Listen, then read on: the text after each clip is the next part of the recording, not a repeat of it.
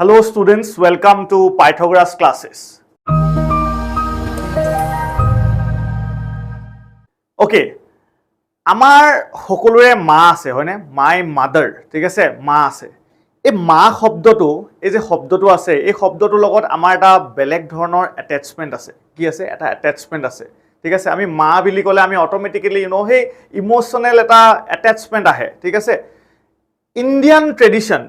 ট্ৰেডিশ্যনত কি হয় বাৰু এই ইণ্ডিয়ান সোসাইটিবিলাকত তোমালোকে দেখিছা যে এজনী ছোৱালী কি হৈছে তেওঁক বিয়া দিয়া হৈছে ঠিক আছে কোলে বিয়া দিছে বেলেগ এখন ঘৰলে দিছে ইণ্ডিয়ান আমি জানো ইটস এ পেট্ৰিয়াৰ্কেল সোসাইটি ঠিক আছে পেট্ৰিয়াৰ্কেল সোসাইটি মানে হৈছে মেল ডমিনেটেড সোসাইটি তেওঁক বেলেগ এখন সোসাইটিলে বিয়া দিয়ে ঠিক আছে যেতিয়া বিয়া দিয়ে প্ৰথমতে তোমালোকে দেখিছানে প্ৰথম দিনা গৈ কান্দি দিলে পিছদিনাখন ঘৰ পাই গলি ঠিক আছে আকৌ দুদিন তিনদিন এনেকৈ আহিয়ে থাকে ঠিক আছে আহিয়ে থাকে বাট লাহে লাহে কি হয় যেতিয়া নিজৰ ফ্যামিলি ৰেসপন্সিবিলিটি বাঢ়ি যায় প্ৰথমতে এমাহত তিনিবাৰ আহিছিলে তাৰ পিছত 3 মাহত এবাৰ আহে তাৰ পিছত লাহে লাহে দেখিবা একো যদি ঘৰত বিশেষ কাম নাই দেন 3 বছৰ এবাৰ আহে ঠিক আছে এতিয়া আমাৰ মা আমি সৰুৰ পৰা যেহেতু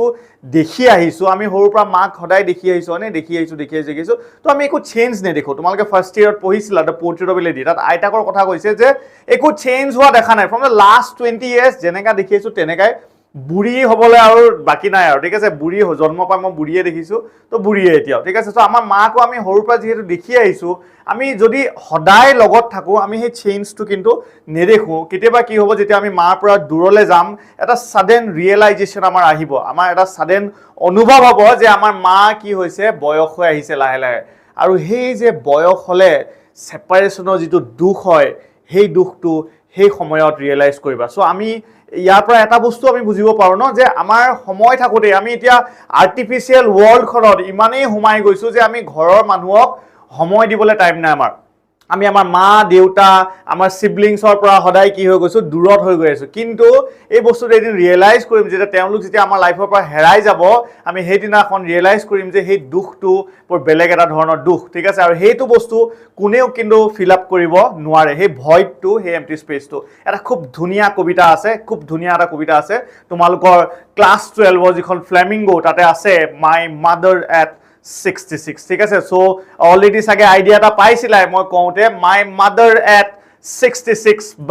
বাই কোন মই এতিয়া নকওঁ ঠিক আছে এবাৰ আমি যেহেতু ফুল কোৰ্সত হুমাইছো সো সেই কাৰণে আমি পিপিটি থ্ৰু দি যাতে তোমালোকে বস্তুবিলাক দেখা লগে লগে পিকচাৰছ বিলাক দেখা লগে লগে প্ৰথমটো মোৰে পিকচাৰ আছে ঠিক আছে এটো দেখিও এটলিষ্ট মনত পৰিব যে সাৰে পঢ়াইছিলে কেনেকে পঢ়াইছিলে ঠিক আছে so my mother at 66 so আমি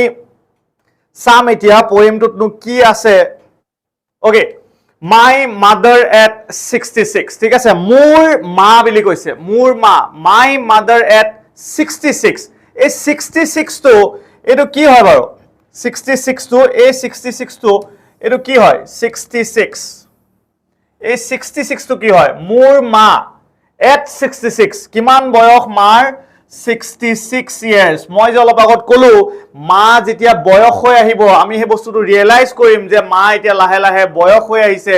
মা এতিয়া কি হৈছে মা এতিয়া সেই এন্ডটো এটা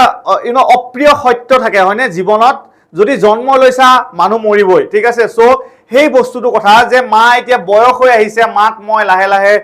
মাৰ সেই যেহেতু এন্ডটো আহিছে মই মাক হেৰুৱাম সেই কথাটোৰ পৰা এটা কথা ইয়াত গম পোৱা গৈছে যে মাকৰ এজটো কিমান হয় 66 কাৰ মাক মাই ঠিক আছে মাই বুলি যে কৈছে ইয়াতে জুন পোয়েট হয় তেওঁৰ মাক ঠিক আছে my mother at 66 so I will move to the